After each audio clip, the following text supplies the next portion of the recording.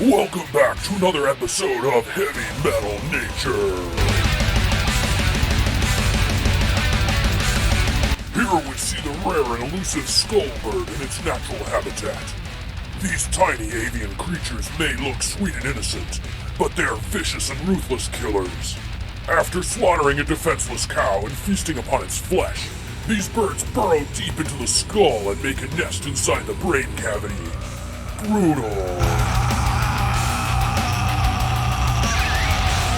The skullbird originates from the forests of Scandinavia, but has recently migrated to North America, becoming a dangerous invasive species.